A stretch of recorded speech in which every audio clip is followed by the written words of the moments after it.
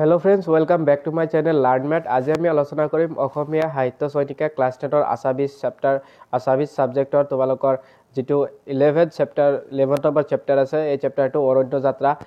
যাত্ৰাৰ পৰা তোমালোকৰ 2025 বৰ্ষৰ মেট্ৰিক পৰীক্ষাত কোনখিনি কোৱেশ্চনছ আহিব পাৰে হেখিনি আমি আজি এইটো ভিডিঅ'ত ডিসকাস কৰিম তো তোমালোকৰ কিতাপখন আৰু কলম উলিয়াই লিয়া আৰু মই দেখাই দিয়া মতে তোমালোকৰ কিতাপত চিট দি লোৱা তো তোমালোকে এইটো চেপ্টাৰ উলিয়াই লিয়া অৰণ্য যাত্ৰা সো অৰণ্য যাত্ৰাৰ পৰা তোমালোকৰ যিবিলাক ইনডেক্স কোৱেশ্চন আছে সো তোমালোকে এইটো পৰা ইনডেক্স কোৱেশ্চন হয় সো তোমালোকে ইয়াৰ চেপ্টাৰটো ভালদৰে পঢ়ি লবা পঢ়ি ললে ইয়াৰ এনসাৰখিনি কৰিব পাৰিবা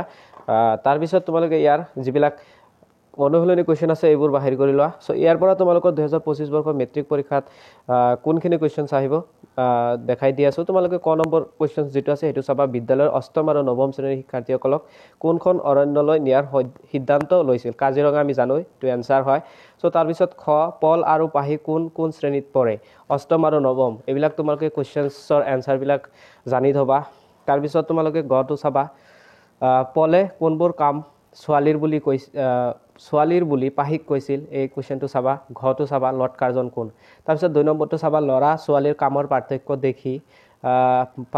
পাহিয়ে মাকক কি কৈছিল মাকে ইয়াৰ প্ৰত্যুত্তৰত পাহিক কি বুজনি দিছিল তাৰ পিছত তোমালোকে 4 নম্বৰটো চাবা কাজিৰঙালৈ যাবলৈ উলাওতে পাহি আৰু পলক মাক আৰু দেউতাকে কি উপদেশ দিছিল তাৰ পিছত 5 নম্বৰটো চাবা কামত লৰা ছোৱালী বুলি ভাগ নাই যেনকৈ কাম ভাগ কৰি দিছো তেনেকৈ কৰা এই কথাষাৰৰ বক্তা কোন তাৰ পিছত তেও কিয় এই কথাষাৰ কবলগীয়া হৈছিল আতিগুৰি মাৰি লিখা তাৰ পিছত 6 নম্বৰটো চাবা কাজিৰঙা ৰাষ্ট্ৰীয় উদ্যানত পল আফতাব হতক কি বিপদত পৰিছিল এই বিপদৰ পৰা হিহতক কোনে উদ্ধাৰ কৰিছিল তাৰ পিছত 8 নম্বৰটো চাবা মহিচন্দ্ৰ মিৰি কোন কাজিৰঙাক বিশ্ব দৰবাৰত চিনাকি কৰাই দিবলৈ তেও কেনে ভূমিকা লৈছিল তাৰ পিছত 9 নম্বৰটো চাবা নিগনা চিগাৰীৰ প্ৰকৃত নাম কি তেও কাক প্ৰথমে কাজিৰঙাৰ গড় দেখুৱাইছিল 10 নম্বৰটো চাবা কাজিৰঙালৈ যাত্ৰা কৰি কি বিশেষ শিক্ষা লাভ কৰিলে বুলি শিক্ষাৰ্থীসকলে শিক্ষয়িত্ৰীসকলক অৱগত কৰিছিল তাৰ পিছত তোমালোকে ইয়াৰ পৰা